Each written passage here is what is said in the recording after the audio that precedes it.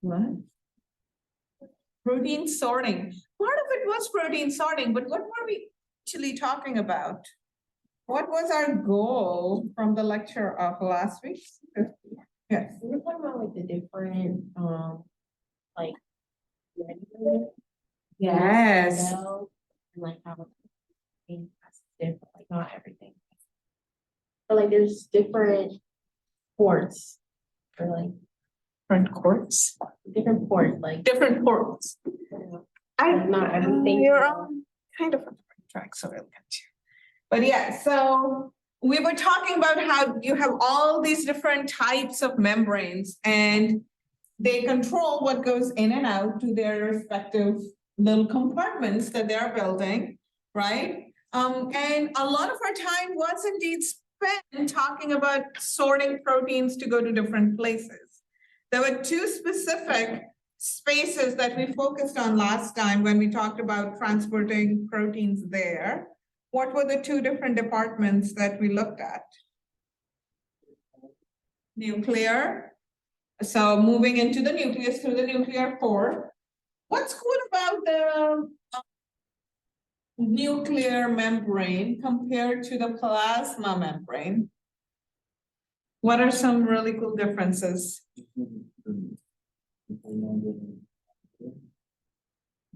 It is well, all of them are bilayers. That's not what it is. What it is, yeah.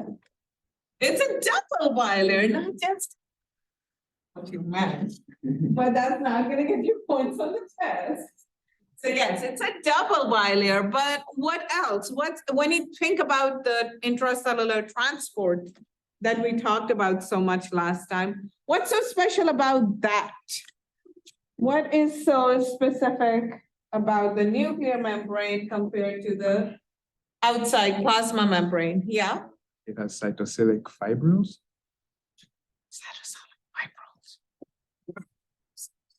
He said, what are you talking about, dog? Yeah, those things that make a basket or something. Yeah. They talked about nuclear pore over there too, but what is it? Let's think about like the complexity of the nuclear membrane compared to the plasma membrane. Which one is more complex in it? The kind of things that you find there. I know I'm giving you too much over there, but yes. How many different types of proteins are embedded or present in the plasma membrane? Less. What? I mean, less in the nuclear membrane. How much less? Okay, now we're going specific. So our plasma membranes are extremely complex, right? And different areas even of the plasma membrane will have different biology and different amounts and different types of proteins and lipids to control what goes in and out, even from the apical to the basal. Remember, we talked about those glucose import sources are different antiports and all that stuff, that different areas and the tight junctions that are keeping different parts of the membrane different. So we had all those different types of proteins and lipids in different parts of the membranes when it comes to the plasma membrane. And then you had those lipid rafts for intracellular signal with cholesterol and things holding it all together, right? But when it comes to nuclear membranes, it is a double bilayer. But then when it comes to proteins, how many different types of proteins did we talk about really? Yes. We just talked about, well, we only talked about one really, right? We only talked about these one system, nuclear pores. That's how things are going in and out. So all that diversity of, proteins and things was gone. Now you just have this nuclear pore. So how do different types of proteins get into and out of the same nuclear pore? Wasn't it through like the nuclear import receptors that like the proteins could bind to and then it would. So what makes nuclear import receptor binds to the variety of proteins in all kinds of shapes and sizes? Yes, That's what I wanted. That there is this import signal, right? There are these nuclear import signals that are there on your nuclei, on the proteins that are nuclear proteins specifically. And not only are they going to, the way they help, they're not part of their functionality, so to speak, right? But they're important part in their localization.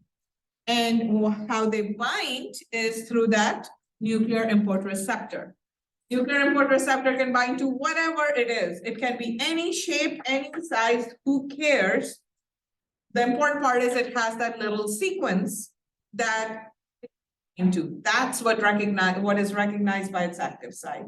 So it binds to it, it takes it in to the nuclear pore, and nuclear pore is this really big pore, right? At the end of the day, but it has the cytosolic fibrils on the outside and on the inside, controlling when things are going to go in and out.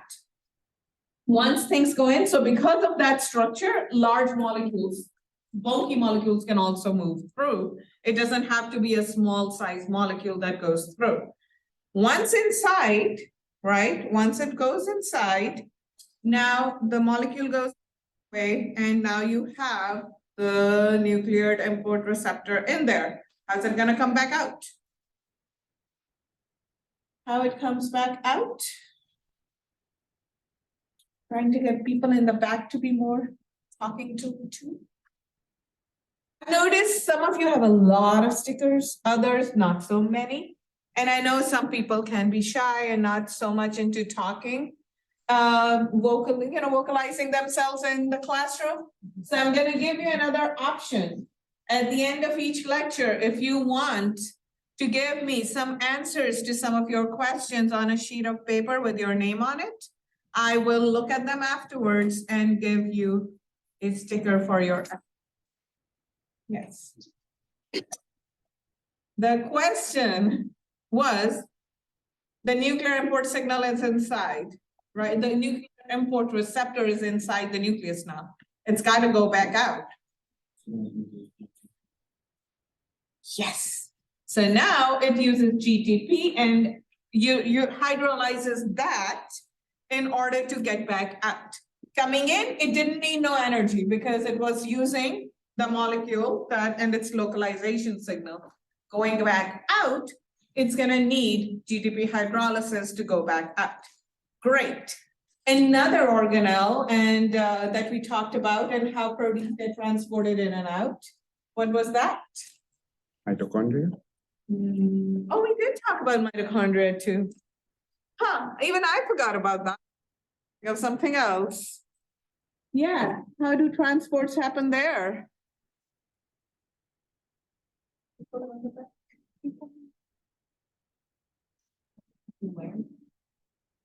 Mitochondria.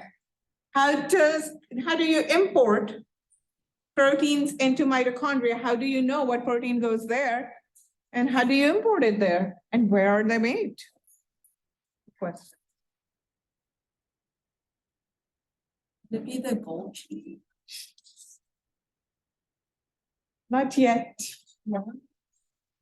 Not yet. That was another organelle where we talked about protein imports or not. Okay. We're going, Okay, so Yeah. wait a minute. wait a bit. All right. Let's start since he reminded us. Ben reminded us that there were these nuclear, and that we talked about mitochondrial localization. We have to talk about that first now.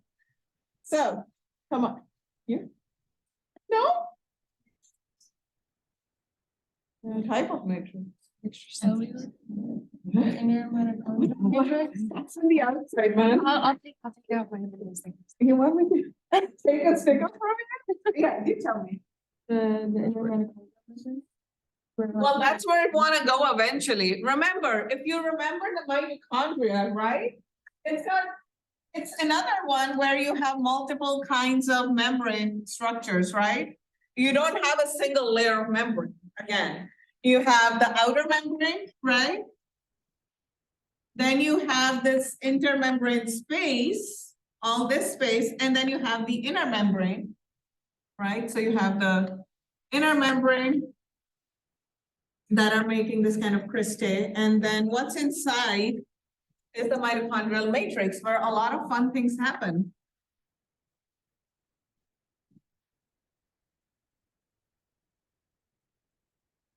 And so over here, this is your intermembrane space.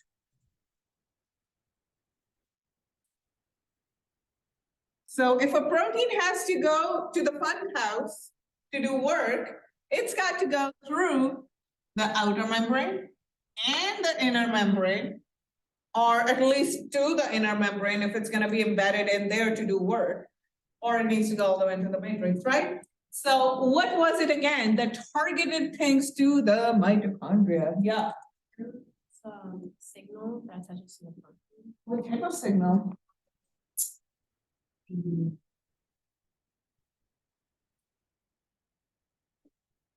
Yes, it's always a signal sequence. When in doubt, look for a tag. So yeah, so there's gonna be a signal sequence of some sort, yes. Does it have to do with the TOM and the TIM? The translocate outer membrane. So there were translocators, proteins that were in your membranes, right? So there were these special translocator proteins. I'm just gonna draw them like this, for lack of a better thing. So yeah, so these are translocator proteins. So do they go straight to the translocator proteins themselves? No. What happens? What recognizes that mitochondrial localization signal?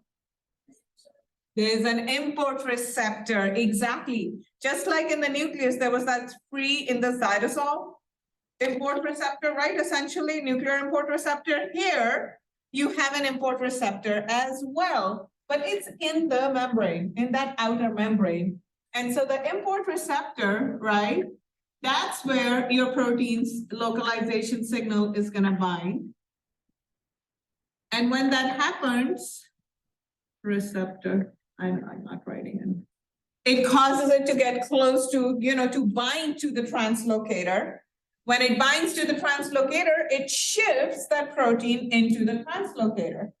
And then from there, it's gonna move through the outer membrane and get moved into the translocator of the inner membrane before it gets to its final form. Here, there is something a little bit special. Again, yes? You want to say something? Tell me, maybe it's a. No, finish your question. So my question is, what's that something special about how the proteins are moved in what form? Yes. They unfold. They unfold to move in. They're only partially folded outside. They're not fully folded in the outside cytosolic environment because it's very different than what the environment is going to be inside, right? pH wise, otherwise, electrical signal wise. So they are not going to be able to fold into their proper form. They're going to be partially folded. They're going to bind to this import signal. They're going to go into the translocator, completely unfold, go in a linear form. And once they get to their final destination, they will fold into their final form.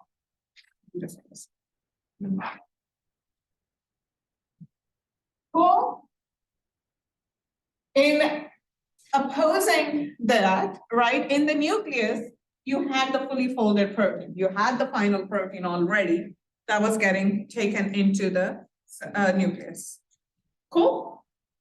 Last membrane organelle that we talked about last time and how things get localized and there, or proteins get localized there. Which one was it? I'm gonna go back to who's now forgetting? Yes. Golgi, or no, the ER. ER. Sorry. Yes, we talked about ER. Yes, you get one for this. So, how do proteins get translocated to or localized to the ER? This is good review for example. I was waiting for you to put it on. There you go. How do proteins get localized into the ER? Yes, always a signal sequence. So this time when I talk about repetitive sequences and how things get moved around, you guys have the list is growing. right?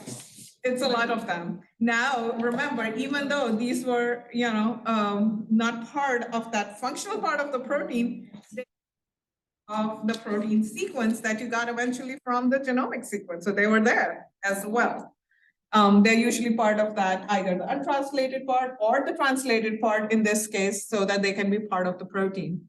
In some cases, the nuclear localization signal always hangs around it, right? Never gets cleaved off. Other times, the signal sequences get cleaved off at the end of the story when they're no longer needed. And that's an example in ER, remember? So you had the import signal, again, the start signal, start import.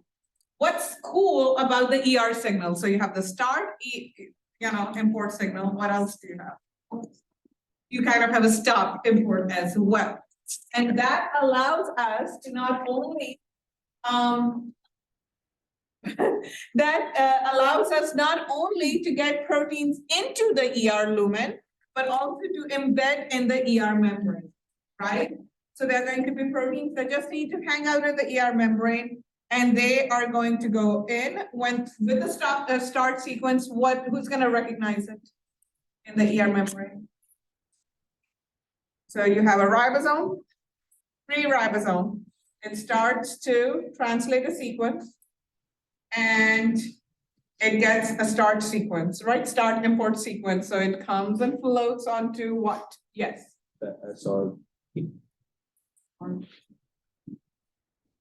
Signal recognition particle? Yes, Yes. displaced and released. So the signal recognition particle is going to recognize that, oh, there's a start import sequence, and it's going to take that ribosome and stud it onto the rough PR. That's why they're studded. And it's going to take that signal where? Where is it going to go next?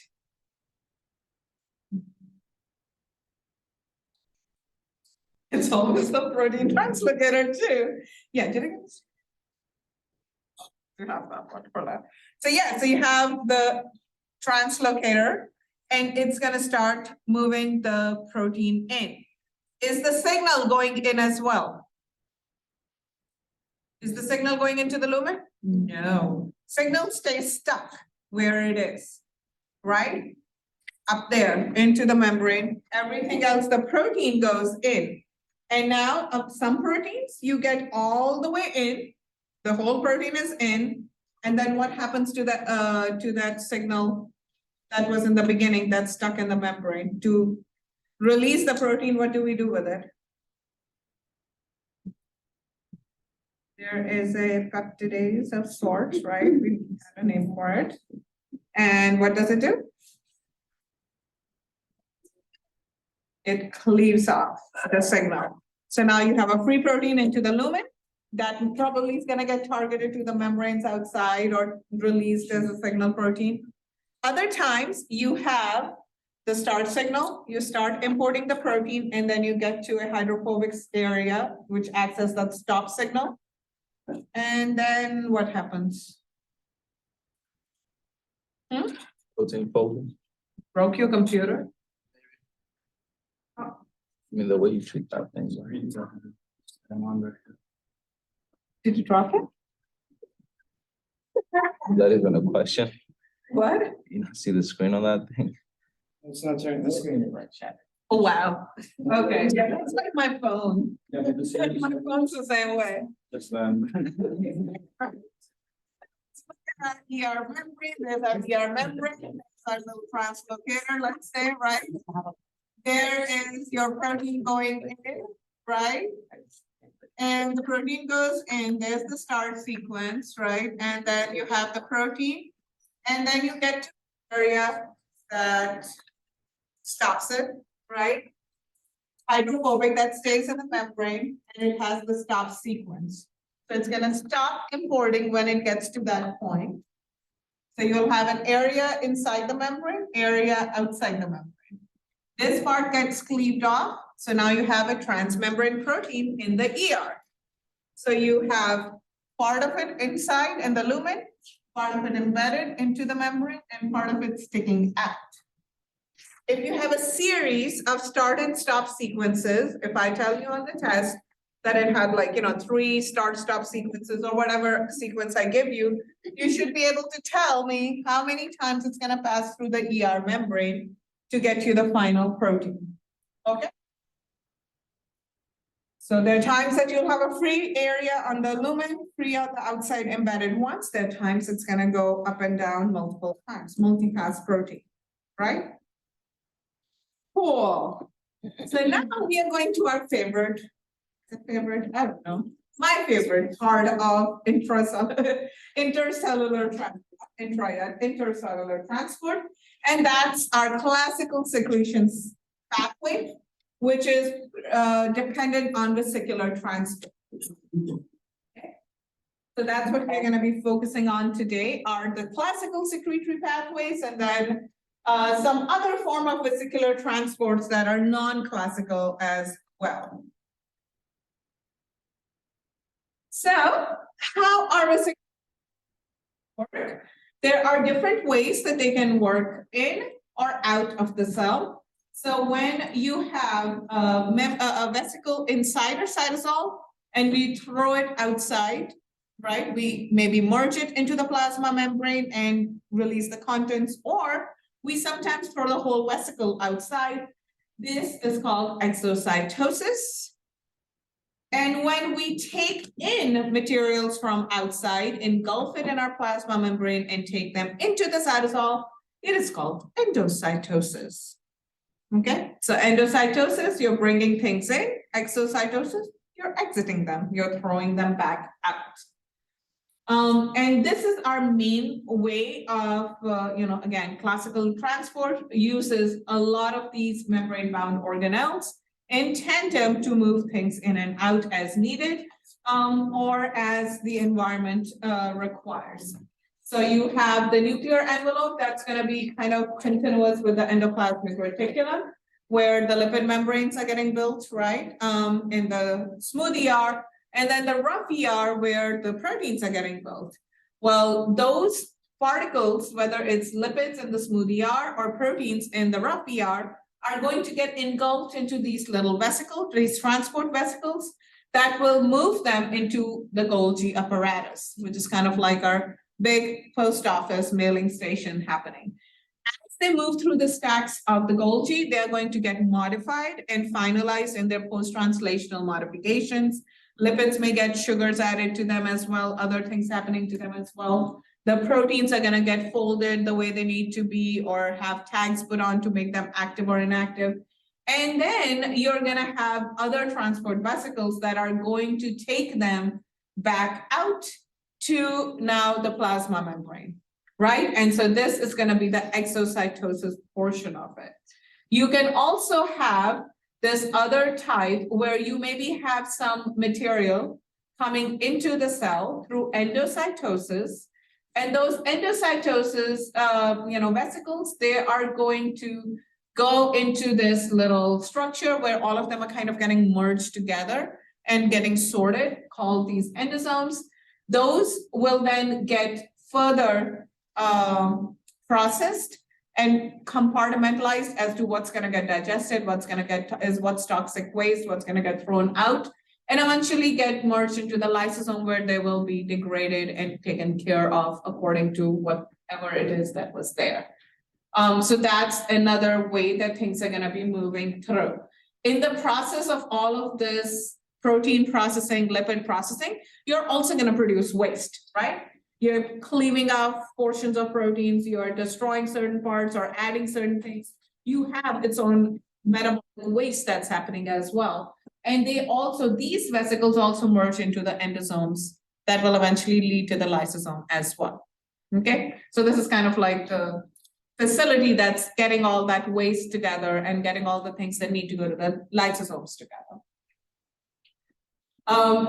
So this particular vesicle budding function actually requires certain helper proteins to happen. They don't just bud off willy-nilly any which way. And here you have, again, electron micrographs showing us that vesicular, budding process.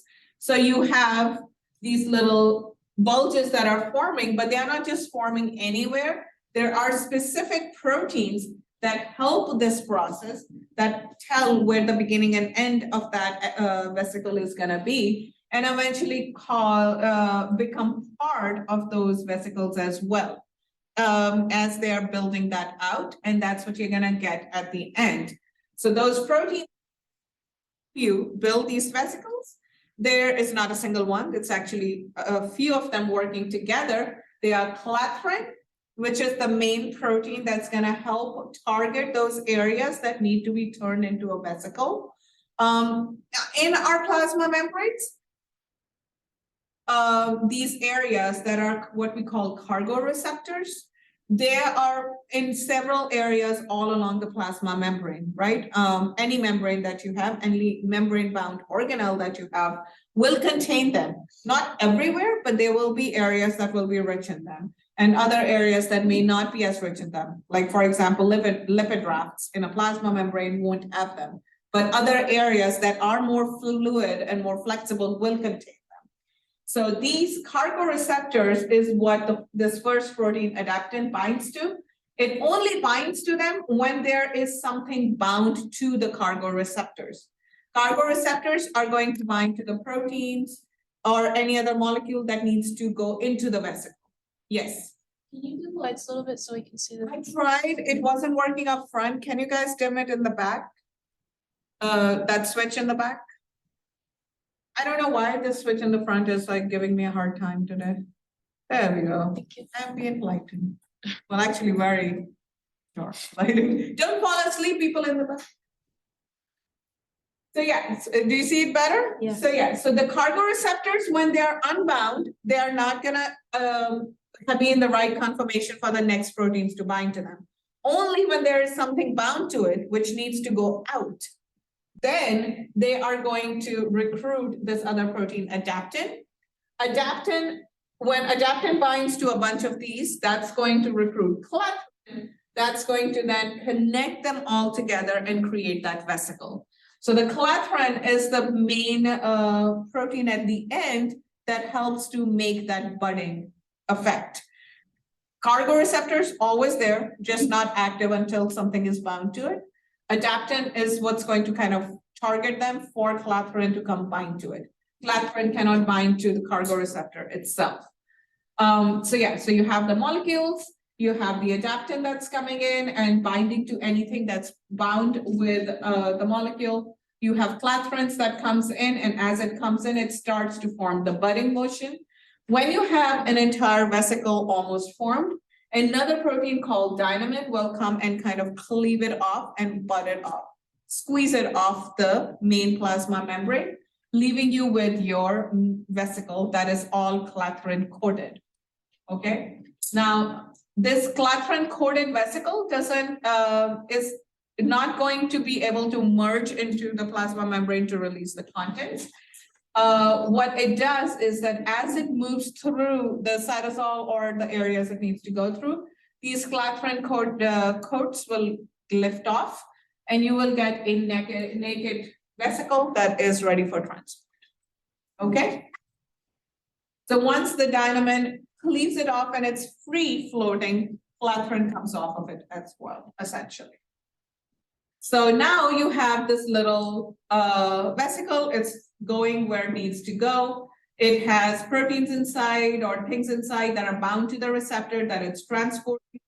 Another protein that you will see on these vesicles at that time are these Rab proteins and these V-snare proteins, right? So snare is this filamentous protein. Rab is another kind of globular protein. So these proteins act to tether the cell to the final location, whatever membrane it's going to, the target membrane that it's going to. Each type of vesicle that you have, each type of membrane that you have will have different varieties of Rab and snare proteins to target them to the right final destination. So when they get close to that target membrane, you'll have, just like you have the V snare here, you'll have the opposing T snare in the membrane, in the target membrane that can reel it in. Just like when you have a ship that you bring to the dock, you have to kind of tie it down, right? So same idea. And then you have this tethering protein that's going to bind to wrap, that's another filamentous protein, and kind of bring it into the vesicle. So with the help of tethering protein and the snare protein complex, you are going to be able to bring your vesicle, and they call it docking, very aptly close enough to the membrane for it to be fused to the membrane that it's coming to, right? So when it does that, the cargo releases its contents, the receptor releases the cargo out, so that protein is now delivered where it needs to go, whether it's extracellular, whether it's in another location, in the Golgi, in the, another lysosome, anywhere it needs to be. And the V-snare protein is just going to get cleaved off, because when they come together, they create a coil structure that comes off. And this only was a transient bind, right? It only brought it in, it doesn't stay with it, and it's free to do it again. So this is how you will get the docking and then release of your contents. Questions? Yes. What did you say the V snare and the T snare were for again? So the snare and T snare, so the tethering protein is a much longer kind of filamentous protein that's going to bind to the wrap to kind of hold that vesicle, but it's not alone. It's not going to be able to bring it all the way close enough to the membrane to fuse the snare protein complex, together, and they create this coil structure that kind of, like if you were to take a rope and kind of do this and bring it down and bring that cargo along with it, that's what it does, right? It kind of reels it in close enough to the plasma membrane so it can begin to fuse with it. And when it fuses, it leaves this behind, and the cargo receptor releases the whatever is bound to it to be delivered inside that space. Yes. Get the tethering protein all of it in one go. Because again, it's much larger and much more it's filamentous, yes, but it's much larger, and it just doesn't have the same field of motion to allow it to bring it all the way through. It will just kind of launch it out in space over there. But these proteins are actually very, right? But because there are these thin filaments that can bind to each other and create this coil structure, that's a very strong bond. So it helps to push it in a lot closer to the actual membrane. Make sense? Okay, yes. Sorry, I have one more question. What happens to the wrap after the vesicle fuses with the? So the wrap usually gets released back into the cytosol. Yeah. So wraps are part of those naked vesicles. When they bind to this tethering protein, it helps to bring it in, but then it releases kind of with the tethering protein, and it becomes free in the cytosol to go do it again to another vesicle. Okay, so basically your snare proteins are what are going to direct the vesicle fusion portion, okay? That's what's gonna bring it into the target membranes and fuse them into it. Here is an example. You have these, V snares, and again, the tethering protein, you only have a couple of wraps on each vesicle that are going to be binding to tethering proteins. You can have a bunch more of these snare molecules all along the vesicle, right? So I just showed you one in this example to give you the names, but in reality, you have multiple hanging off, right? So it's a little bit like hairy little things. And these are going to, when they bind, it's going to bring it and tightly bind it to that vesicle to the target membrane, giving it that time it needs to fuse into it and bring it close together. Okay. So at the end, this particular vesicle is becoming part of this membrane, right? At the end of the day, do you appreciate that? That this vesicle that came in, it merged into this target membrane. So what you'll probably see in this particular vesicle is the same or very similar biology of those lipid molecules that are coming in so that they can be targeted to that little space, right, that they are coming into. There's another little animation in here that you can look at as well. Okay, so that is our classical secretory pathway kind of basics. So now we're gonna talk about how these different pathways work. So most proteins need to be modified before they are fully functional, which happens along this path at various points, mostly in the ER and the Golgi, but you can have changes happening all the way to the end. So there are sometimes disulfide bonds that need to be formed between the cysteines, residues, and this stabilizes that 3D structure of your protein. And once it stabilizes that 3D structure, it's much harder to break it apart, right? Much harder for that protein to get destroyed. So if you're spending so much time building a protein and you're gonna be transporting it far away, you wanna make sure it's built right? You don't want it to denature along the way. And you don't wanna be able to, you don't wanna make it again and again and again at a much higher rate. So typically we'll see that membrane-bound proteins or proteins that are getting secreted will have a higher half-life because of the way they're built. So they're structurally more secure in that end structure.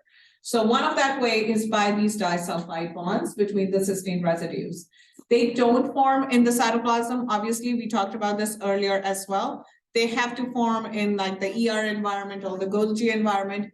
In the cytosol, the environment is reducing, so these specific disulfide bondages doesn't happen. The second part that also have a lot of them that are getting secreted outside as signaling molecules or that are part of the membrane protein structure, they have a lot of sugars attached to them. So these are saccharide, oligosaccharides, a bunch of these sugar chains, side chains that are added onto our primary structure and there are residues. Yes. I was gonna go back to the first one. No, the top one. Yes. So- disulfide bonds. Yeah, whenever the sulfide bonds, the cysteine, Yes. they interact with other cysteines, right? Yes, so they have to interact with other cysteines. Now, this could be within the same protein, the single polypeptide chain, or it could be in neighboring polypeptide chains that have to work together. So for example, the hemoglobin with its tetramer structure where you have 4 molecules, right? Those 2 alpha and 2 beta chains coming together. It's the cysteine, this disulfide bridges between the 2 neighboring polypeptide chains that keep them together in that little conformation. Doesn't the name change? Like from cysteine, it becomes like cystine or something like that? I Once, think it's just the way it's pronounced. Well- I've never yeah, pronounced it differently. it says here, once the cysteine residue becomes disulfide bonded to another cysteine residue, it is called cystine. But it's, okay, I have to see what exactly is he talking about first. Damn capitals. Yeah. That's nice. How about that? Not so important. It's more that the structure changes and it stabilizes. So that's the important part. Yes. Sorry, I just had a question. So you said it doesn't form in the cytoplasm. Yeah. When the bonds, I guess, or when it gets to the cytoplasm, does it? They can break apart a lot more easily. They have to be stabilized and protected by other things. Many of those proteins will also have other ions attached to them, or, even in hemoglobin, you have iron bound to it. That stabilizes the overall structure, so then the environment doesn't reduce it. Right? So you have to be in the right environment to begin with to cause those interactions. And then if they are protected, they can stay stable. Other times they go on and off depending on where they are. Okay, the second thing is that you have these oligosaccharide side chains that are added to it, and those are your sugar side chains. And you can have multiple types of sugars attached to the same protein. They don't all have to be the same, and they are going to have multiple functions. They function in the actual signaling cascade. They function in the cell, the protein's function to interact with extracellular matrix or other molecules coming in from outside. They can help to get the final protein structure and maintain it, make it more stable again as well, so they don't get degraded as easily because of all these sugar molecules that are attached to it.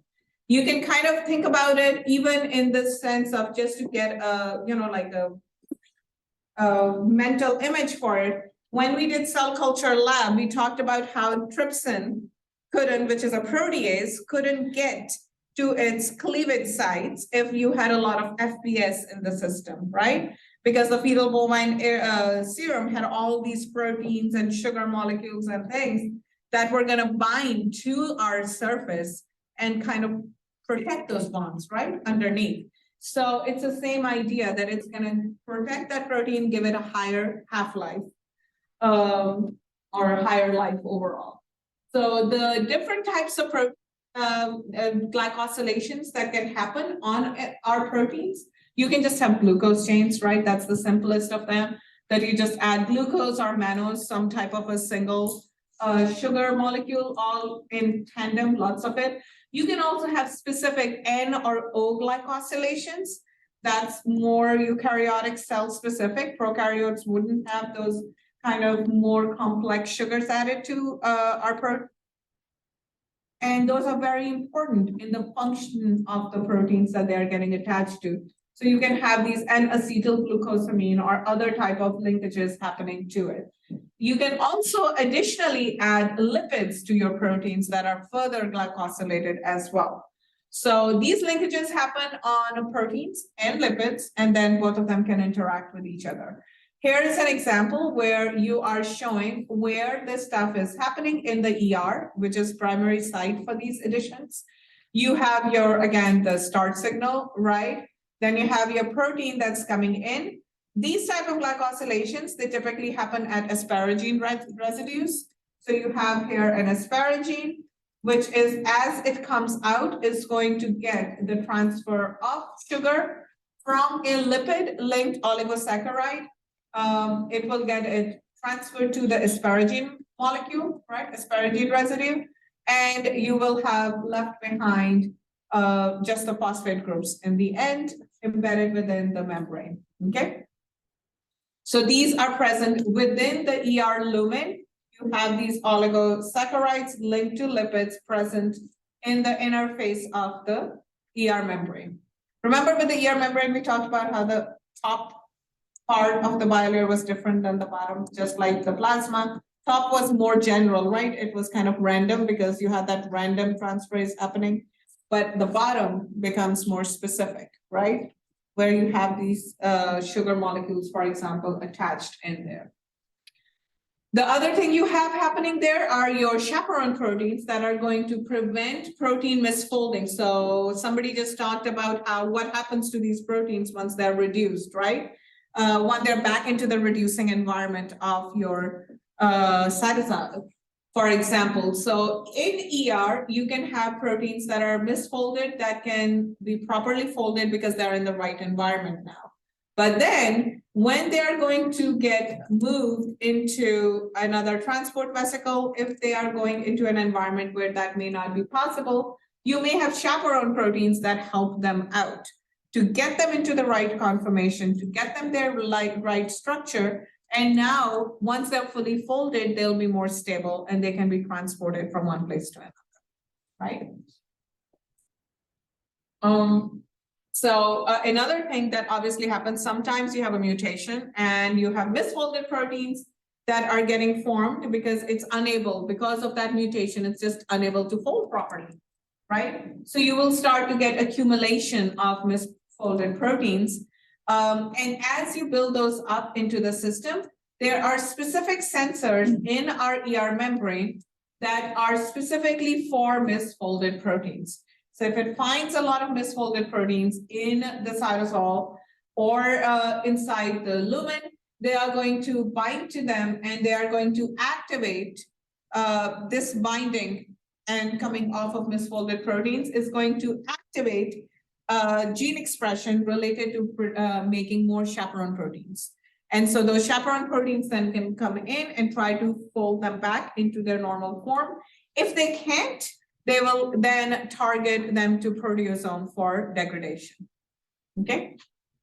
So the ER membrane has the capacity to recognize when there are lots and lots of misfolded proteins hanging around that need to be made properly, and they will activate their chaperone genes to increase their ability to fold those misfolded proteins. The way they do that is by either activating transcription factors that will go and obviously activate genes related to chaperones. They can sometimes just activate inhibitors of protein synthesis. So the protein synthesis process stalls until they can catch up, right? So let's say they already have chaperones around, but the proteins are getting built at such a fast rate, they just can't get to it. They can't do them properly, so they will slow down the protein synthesis. So the actual translation of protein. So when you have these inhibitors of protein synthesis, they are preventing translation of proteins until the ER can catch up to what's already there and get them all folded properly, and then they can release it back up, right? So those are some ways they can activate transcriptional regulators or they can inhibit protein synthesis. Yeah. Those, they can also do just do those, right? Like- They can do both as well, yes. But if you were asked like, how do how do you control how does the ER recognize misfolded proteins and what does it do to minimize them? The answer would be, well, there are multiple ways that it can do it. One of them is through these receptors that are present to recognize misfolded proteins. And those receptors can activate a gene expression for more chaperones, or they can inhibit further protein synthesis until the ER has been able to clear up the misfolded proteins that are already present there. Okay, so once those proteins are modified as much as they can within the ER, the next place that it's going to go is your Golgi apparatus. Where are we on time? Oh, we're done. So in the Golgi apparatus, the proteins are going to be further modified and they're going to be sorted for specific parts of that plasma membrane or to be secreted outside or anything like that. Within there, you're going to have a cis phase of the Golgi and a trans phase of the Golgi. And again, here you can see that in a electron micrograph form. And so you're going to have the proteins coming in on one side and then getting released on the other. As they go through, they're going to pass through the different stacks and get shifted, changed as they need. Proteins come in at the cis side, right? So the cis side of the Golgi network is one closest to the ER. So that's where the vesicles from the ER are going to come merge, are on the cis side of the Golgi network. As they go through this network, you will have further processing happening to finalize that protein or finalize that component. And then on the trans side of the Golgi, you'll get the final formed molecules that are going to be targeted for your plasma membrane to be released outside or embedded in the membrane. So this is what you can see. So your newly formed proteins and lipids are going to be able to go through this. And so these trans Golgi network, this is the final secretory vesicle that is going to be then merging into the plasma membrane. So there are two different things that it's going to be primarily responsible for. It's going to be responsible for transport of plasma membrane proteins that are going to be embedded within the membrane. And it's going to be responsible for secretory vesicles that are going to secrete, that are going to release proteins outside the membrane for secretion, right? So these are those that are going to fuse and let go of their contents to the outside of the membrane. Those are two main functions of these. These are both going to be what we call exocytosis at the end of the day, right? So that's how it's happening. The newly synthesized plasma membrane proteins usually are within vesicles that are composed of newly synthesized membrane lipids. So they kind of go together, the lipids and the proteins, they are usually together. Basically these vesicles are built with the same lipids that needed to go here. And they contain the proteins that also need to go into the plasma membrane. On the other hand, the secretory vesicles that store secretory proteins do not have any new lipid molecules. So any of these membrane lipids, bless you, these new membrane vesicles, the lipid components are not gonna be part of that vesicle at all. It's only going to be components that are going to be secreted outside. And so this one is also gonna be fusing into the membrane, but this is not gonna be the same one that maintains the membrane biology as far as the lipid concentrations are concerned. This is just going to be controlled through signaling molecules and secreted in response to those signaling functions. This will happen, you know, it's one of the housekeeping functions. It's gonna happen at some equilibrium all the time. Yes, So you said that the secretory vesicles are not incorporated in the membrane? they're still incorporated, but they don't have the same membrane, they don't have to have the same membrane biology as where they are going. They are not equivalent to what the normal membrane looks like. So see how the plasma membrane, Yeah. this is just showing you that example, that it has specific types of lipids and proteins. It's not, these don't need to have that. Why not? It's just the way they're kind of sorted out. This is going, these will get taken over by another membrane layer anyway. But it is just the way they sort the proteins. So the proteins that are going to be all secreted out, they are transported into vesicles that don't have any of new lipid components. But the ones that have the new proteins that integrate into the lipid bilayer do. For some questions, I don't automatically have an answer, unfortunately, but I can find if there was a new answer that has been discovered since then. I meant to, oh, I will do that in an announcement right after my genetics. There is, there was this paper that just got published about a new organelle they found in mammalian eukaryotic cells, which is super cool. Huh? Isn't that cool? Yeah. So we talk about things all the time, but we're learning new things all the time too. So our knowledge base increases and things change based on that. It's like when I was little, Pluto was a planet. And no more. No more. It's sad. Right? Similarly, this is how did you organelle?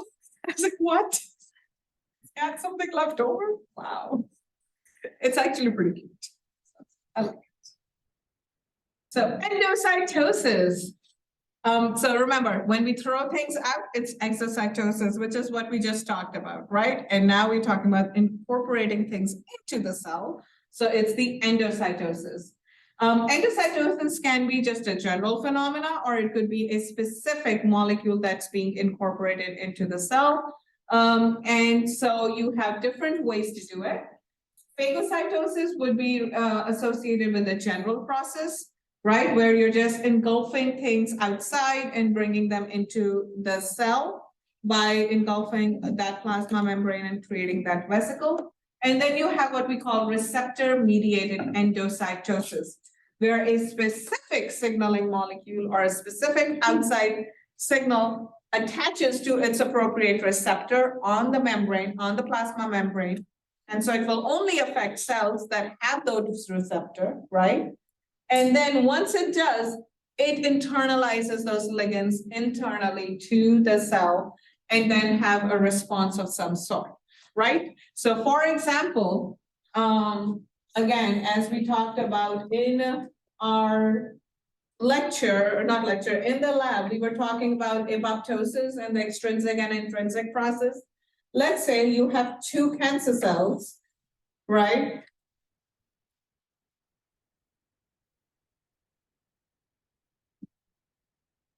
We have two cancer cells, and one of them has a mutation so that it does not have active death receptor anymore. But the other one has a mutation that still has, does not have a mutation in the death receptor, and it still functions properly. So if we have a ligand outside that can cause apoptosis through extrinsic manner, right?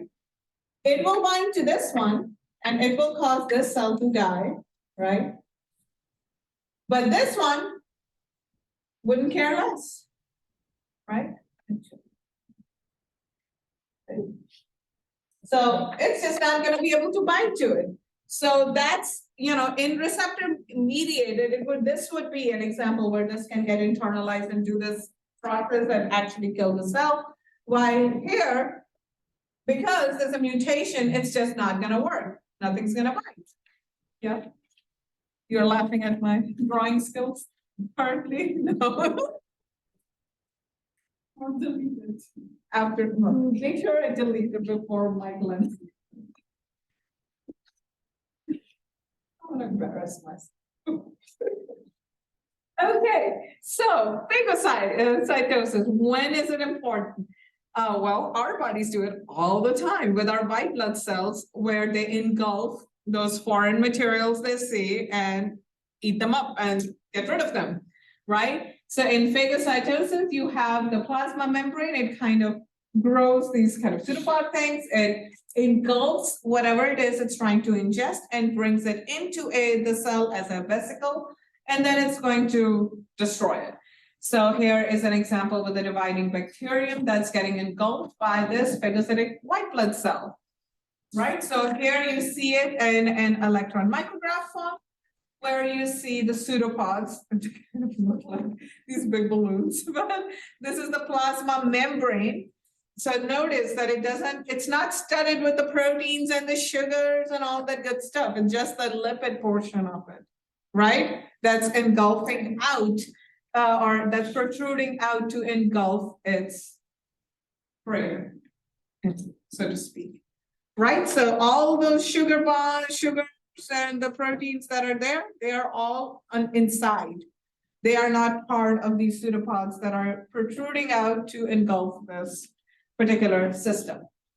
So with the endocytic pathways, there are important functions that it does other than kill prey or kill outside forces.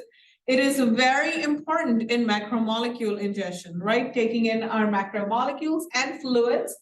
And the specific endocytic pathway that is used to take fluid macromolecules is called pinocytosis. It is also used to balance our plasma membranes from their top and the bottom layer to make sure that they are constant in the way they need to be in volume and in the number of molecules that are present. And then the second is the receptor-mediated endocytosis that helps specifically animal cells move around and entertain, kind of have interactions with its environment. So the receptor-mediated endocytosis, again, is going to involve our favorite things, clathrin.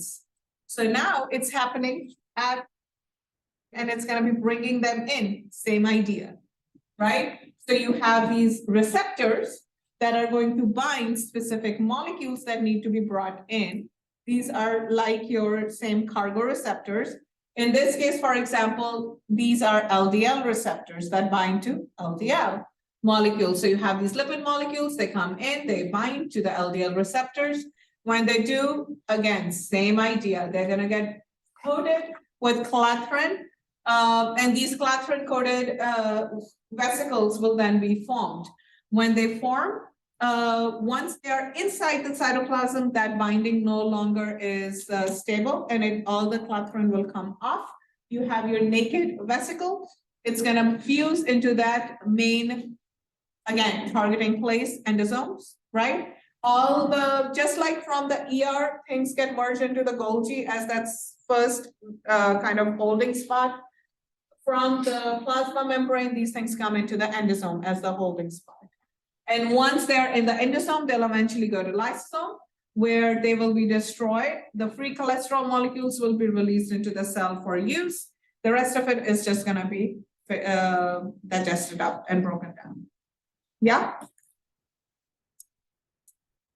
So this receptor-mediated endocytosis is going to provide us, obviously, important molecules that we need for our building of our macromolecules, for building our cell hormones, growth hormones, right, part of the membranes. But they can also be a great way for viruses to come in and out too. They can provide a route for infection to occur. And so here is an example where these viral particles are binding to certain receptors. And you can again think about even COVID-19, where they bound to specific proteins on the cell surface, and they are then getting taken in, same way with the clathrin-coated vesicles, and now they're inside the cell, and they can do what they want to do. And control the cell and kill us. Hopefully not. She gave me a look like, what? But you know what I mean. So here is our COVID-19. There's our ACE2 mediated binding. So the ACE2 receptor bound to certain proteins on the like proteins on the membrane of the COVID-19 virus. And that caused it to make those little endocytosis and vesicles that now came in. And now instead of going to the lysosome, it released those viral particles and caused attacks. Cool.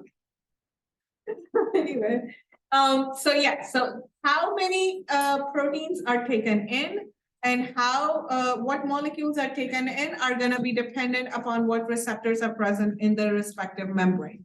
So when you have certain membrane receptors present on one side of the membrane and not the other, you will have different rate of transport for that particular agent into the cell on one side versus the other. Again, we've talked about many other examples of that with the glucose and the sodium ions moving in and out. But here again, if the apical plasma membrane has specific receptors, it's going to cause those type of transport vesicles to come in, get to the early endosome, go to the lysosome, do all that good stuff.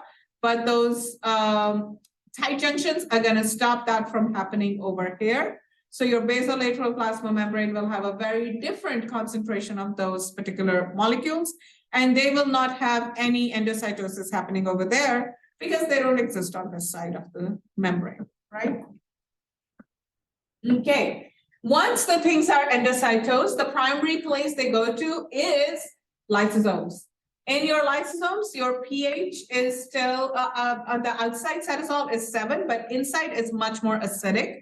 So you can kind of think about it kind of like this our stomach, right, with our acidic juices. Same idea here. And not only does it have a lot more acidity in there, it has specific enzymes that can break down different types of macromolecules. So it has nucleases that are going to break down. What do nucleases break down? No. Nuclease. Nucleotides. Nucleotides, nucleic acids. Good job. Proteases break down. Yes. Glycosides break down. Sugars. Lipases break down. Lipids. Phosphatases break down. Phosphates. Sulfatases break down sulfurs. And then phospholipases break down. Phospholipids. Good job. So all those things are going to get broken down. You'll get lots and lots of different molecules in their little tiny forms that can be easily utilized by the cell to do what they need to do. And then this whole process is going to be driven through ATP hydrolysis with a proton pump. Okay? Yeah.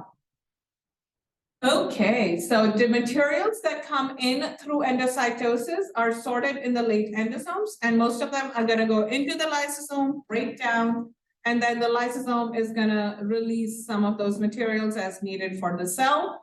And through phagocytosis, you will get a phagosome, and it will again go to the lysosome and break down and get destroyed. And then sometimes our cells think they're starving for real or for fake because of certain conditions. And if our cell feels like it's starving, it will start to eat itself up. And the way it does that is through a process called autophagy. And what it does in that case is it takes mitochondria and other membrane-bound organelles, small molecules inside our cell, and just makes endosomes out of those, essentially. So those type of vesicles that form in that process where the cell is eating itself up is called autophagosome. And they will go where?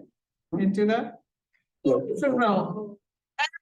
Up in the lysosome if they are doing endocytosis. Cool. So, yeah. Outside of the classical pathway, this is our classical secretion signal. I made this in my during my PhD for one of my presentations, and it used to be animated. It's no longer animated in this form, but this is our classical signal where you have your nucleus, your smooth ER, rough ER, your vesicles, and then your cis Golgi, trans Golgi, and then your final protein getting released. You have the endosomal recycling with the endosomes coming, and then they can be moved into the lysosome. You also have non-classical secretory pathways that are outside of these. And one of the main one is called ectocytosis, where you have molecules now that go to the membrane with the help of receptors in the membrane where they need to be released from in the plasma membrane. And they just bud off essentially in that plasma membrane directly without any of that other shebang that we did. So they have receptors within, on the inside of the membrane face, on the cytosolic side, you're gonna bind to these molecules. You're gonna create this membrane structure that's going to release it out, not just molecules, but as a vesicle. And this vesicle is called an exosome. So these exosomes contain those molecules that are important for cell signaling or important for particular function. These exosomes may degrade and function right there where they are, or they may be transported to other part of the body to be active elsewhere. But once they release their contents, these molecules act as signaling systems for that cell to send signals here and there. Okay? So this is all that's gonna be on our test. So on our test, we're gonna have proteins, right? Protein structure, function, lipid structure, function, and then how they work together for intracellular transport. Sorting and transport. That Last.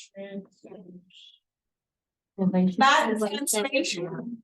Have like a couple of, I still have like a couple of multiple choice questions about that translation process in the ribosome, right, with the APA sites, but nothing else. I want to make sure you get that whole process, but that's it, nothing else. So I'll probably just have a couple of multiple choice. You're welcome.